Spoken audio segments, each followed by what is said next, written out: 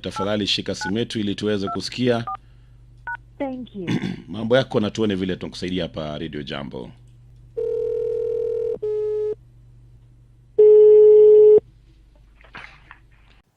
Hello Radio Jambo. Ni Patias. Kiti nilikuwa nataka mnipatanishe na watu wa kwetu. Uko yangu. Kwa maana wamenikasirikia sana. Mpaka siku hizi hata nikienda nyumbani wananipandika majina. Mara wananiita pepo. Wengine wananiita mbaramwezi. Hata yenye niuti zaidi ni ati wengine wananiita supu ya pweza. Sasa Kiti, unajua ilikuwa hivi. Mimi nimekuwa kwa uhusiano na mwanamke kwa miaka 3.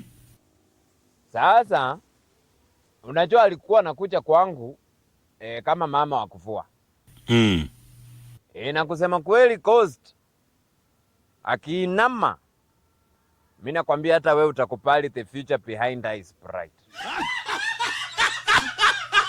Ndio nikaona mara moja huyu ametosha mboka, wacha nimpandishe cheo. Nikasema wacha aingie ndani akuwe cleaner, house manager.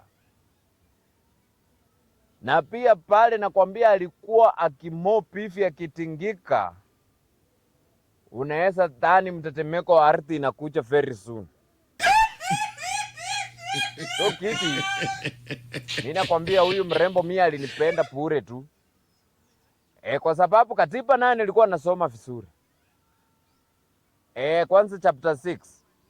Chapter 6 ya katiba nilirevise poa. So Kiti, mimi niliamua hata nimpeleke nyumbani. Aone jamii yangu, aone uko yangu, aone watu wa kwetu na watu wa kijiji pia. Hata chief wangu amjue. Sisi tukafunga safari tukang'oa nanga. Sasa sisi kufika hivi kwa boma, mimi nilikuwa surprised, astonished, distinguished. Nakwambia Kiti, mimi nilikuwa majina yote zile ngumu za English.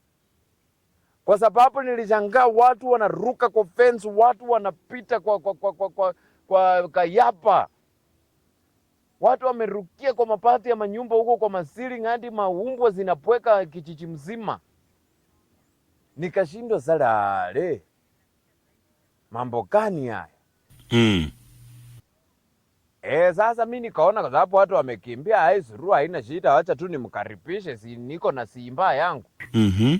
Nikamuingisha kwa simba yangu. Kwanza hata alifurahi sana kwa sababu kwa simba nilikuwa nimechaza picha za football.